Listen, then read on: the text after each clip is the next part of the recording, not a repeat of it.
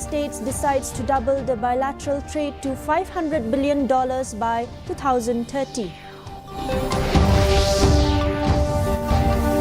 State governance asserts no resurgence of insurgency in Garo Hills regions, says all efforts are on to sustain peace. Former ANVCB leader and BJP State Vice President Bernard N. Marak expresses dissatisfaction over government's failure to deliver rehabilitation to ex-militants. NPP-led MDA 2.0 government refutes allegations of collusion with illegal coal miners. The news in detail. Prime Minister Narendra Modi has said India and the US have decided to double the bilateral trade to $500 billion by 2030. Addressing the joint press meet after holding bilateral talks with US President Donald Trump at the White House in Washington, D.C. today, Modi said India and the US will continue to advance India-US strategic partnership. The Prime Minister said America plays an important role in India's defense preparedness. Modi said, India and America have stood firmly together in the fight against terrorism and both agree that concrete action is needed to eliminate cross-border terrorism. Bharat और America artificial intelligence, semiconductors, quantum, biotechnology तथा technologies में मिलकर काम करेंगे। आज हमने trust यानी transforming relationship utilizing strategic technology, उस पर सहमति बनाई है। Dismissing reports about the resurgence of militant groups in the Garo Hills region, Cabinet Minister and MDA 2.0 spokesperson Marcus N. Marak on Thursday said today's youth are more educated and well-informed, with numerous government programs offering them better opportunities. The Garo National Liberation Army GNLA outfit, once a significant security threat in Meghalaya, was effectively dismantled following the death of its leader, Sohan D. Shira, in 2018.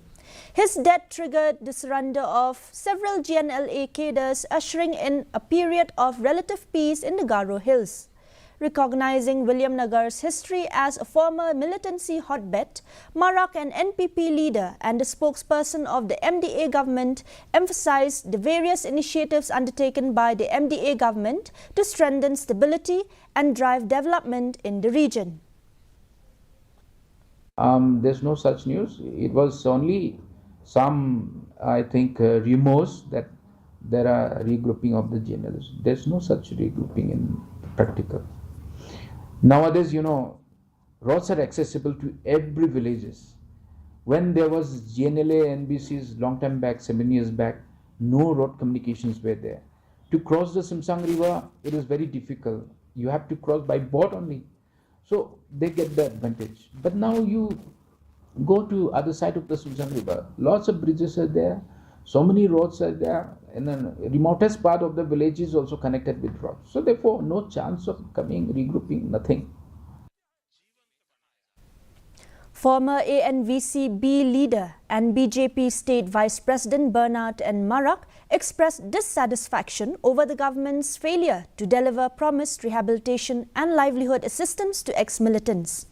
Marak highlighted that former members of militant organizations like GNLA, ANVC and ANVCB are still awaiting for support.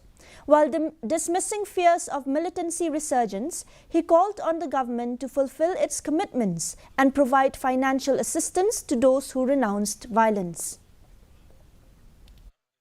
But I can only say that all those who have joined the mainstream from the militancy background, be it GNLA, NBC, NVCB and others, most have not got the rehabilitation package. The rehabilitation package which was assured to them is still pending to most of the cadres. So I request the government to take care of the youths, especially those who have been assured to give a better life, to give financial assistance for their livelihood. The National People's Party-led MDA 2.0 government yesterday denied opposition's claims of colluding with illegal coal miners and traders. MDA spokesperson Marcus and Marak insisted that the state government promotes transparency and rejects illegal activities. He emphasized that the opposition must report any illicit activities to allow the government to address them. Referring to Justice B.P. Katake's report, Marak stated no illegal coal mining is happening in the state, urging citizens to inform the authorities of any violations. There's no such happening in the ground. If there is, then there are systems to catch all of those things. And for that matter, I think some of the businessmen have already replied, and then it has gone to the district administrations there. I think there is no such illegal mining in West Garo Hills, South Garo Hills. Chief Minister Conrad K. Sangma visited the Maukarwat constituency to rally support for NPP MDC candidate Karnes Soshang ahead of the upcoming KHADC election. Accompanied by local NPP leaders, Sangma toured several villages including Mautaupada, Rangblang and Umdolun, engaging with residents and advocating for Soshang's candidacy. During his visit, Sangma addressed memorandums from various groups requesting developmental work. He emphasized the significance of electing a representative from his party to ensure smoother governance and developmental progress for the constituency. This election is about the development of Maukarwat constituency as a whole and Molongwir village in specific. Many political parties come, they give all kinds of negative speech and lecture where they will insult the government, they will insult the chief minister, they will give all negative comments, they will always try to divide the society and the people, and they play that kind of negative politics. I don't believe in negative politics.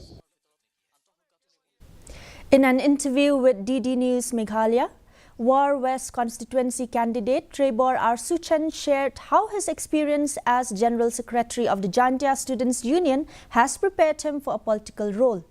Suchen emphasized the importance of policy creation for public welfare, contrasting his previous advocacy work with the responsibility of actual governance. He revealed his goals for the GHADC Council, hoping to serve his constituency effectively. The War West constituency race featured two main political parties, the NPP and the UDP, in addition to the VPP, and few independent candidates, which includes Trebor R. Suchen. Someone very simple, when I feel, you can name a district council, the Yapogate. The UDP MSU plea with the Penga, Omoiki, the MU who be at the An, the Kabanta, we thought, Koye, Europe, and Uyada. You can take a no rim, and you can take a dig to store in, and you can take a only Korki Kaki Jack, your pensioner, and you won't mock, and I was ever open scam. The member can come with there. The young him on the job in you have great stop. Your you won't rap young, Yakate, the Jinchania, White Bar, Yakate Council. A symposium on Articles 371A and 371G was held at Sankardev College with key political leaders and legal experts discussing constitutional provisions under the 6th schedule. UDP's Robert June Kharjaran stressed that Article 371 is preventive, while Congress Manuel Badwar argued against merging the articles with the 6th schedule. Legal experts cautioned MDCs against misusing their powers and urged careful consideration of these sensitive issues.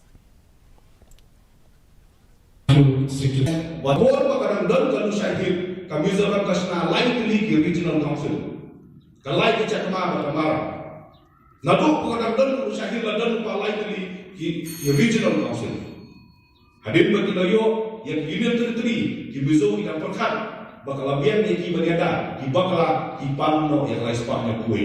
Kemana asal non pai saya silu. Duna ke schedule ke jomi ke botri ka mo Meghalaya ka lomba kawan ka ara. Meghalaya police are stepping up security measures ahead of the KHADC and GHADC elections set for February 21. Authorities have confirmed the deployment of additional police forces to ensure the peaceful conduct of elections. With no reported law and order issues so far, police are working to maintain a secure environment as the election date approaches. Ribhoi police have intensified their efforts to curb drug smuggling in the district, apprehending 5 local youths during an operation on Thursday evening. While no drugs were found, cash and syringes were seized. The authorities are conducting further investigations and have urged families dealing with drug addiction to seek help. ASP Jason Myram stressed that the police remained vigilant against drug offences in the area. Thì mình yêu anh cái trực tiếp như là lập sẽ bằng kem như kini kì beri pada mata. Thì cũng bằng rượu biji anh nên yêu bằng tiền gì kena sangon gì kena local ni.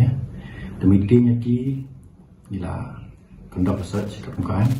Thì mình xem yêu apa ini illegal contraband lagi. Yêu atau syringe ba peniba ini kena kita di bayus toxins yang terus. And now for the weather report. First, let's take a look at the weather report in Tura. Minimum temperature was recorded at 12 degrees Celsius and maximum temperature was recorded at 23 degrees Celsius. The relative humidity is 32%. Moving on to Shillong, 7.0 or 7 degrees Celsius of minimum temperature and 18.9 degrees Celsius of maximum temperature was recorded today. The relative humidity in Shillong is 34%. Meanwhile, in Jowai, minimum temperature was recorded at 5 degrees Celsius and maximum temperature 19 degrees Celsius. Relative humidity is 41%. And the forecast in Tura, Shillong and Jowai say that dry weather is likely to occur at most places and shallow to moderate fog is likely at isolated places.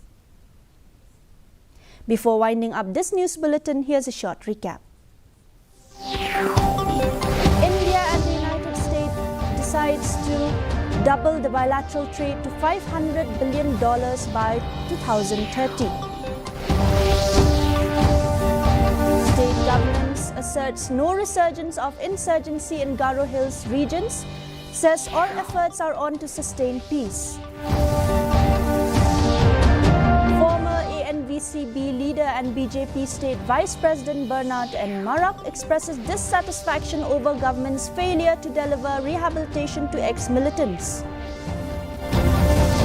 NPP-led MDA 2.0 government refutes allegations of collusion with illegal coal miners. And dear viewers, that's all we have for you today in this news bulletin. Until we meet again next time, thank you for watching. Good night.